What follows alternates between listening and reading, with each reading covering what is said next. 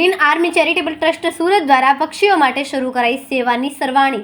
કાળઝાળ ઉનાળાની શરૂઆત થતાં જ્યારે આકાશમાંથી અગનગોળા વરસતા હોય છે ત્યારે માનવી તો પોતાની તરસ ગમે ત્યાંથી છુપાવી લે છે, પરંતુ આખરી ગરમીમાં અબોલ પક્ષીઓ માટે પીવાનું પાણી મેળવવું અત્યંત મુશ્કેલ બની જતું હોય છે।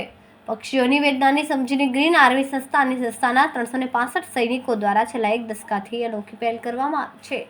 સંસ્થા દ્વારા 10મા વર્ષે પક્ષીઓ માટે પાણીના કુંડાનું ચકલીઘર, બર્ડ ફીડર વગેરે વિનામૂલ્યે વિતરણ કરીને જીવદયાનું ઉત્તમ ઉદાહરણ પૂરું પાડવાતી હોય છે।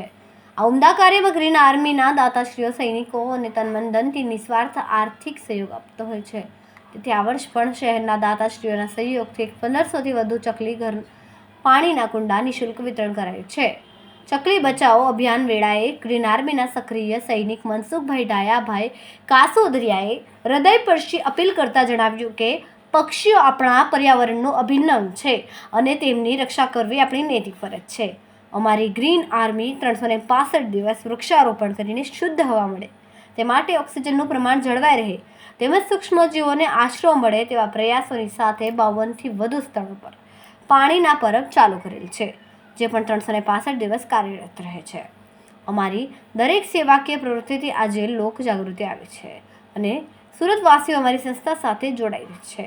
અમારો એકમાત્ર હેતુ છે કે આ સૃષ્ટિના સમસ્ત જીવાત્માનું જીવન પર્યંત કલ્યાણ થવું જોઈએ।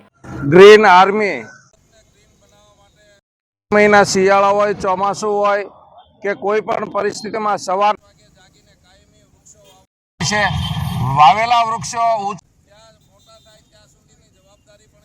અને વૃક્ષો મોટા કરે છે, પાણી પાય છે।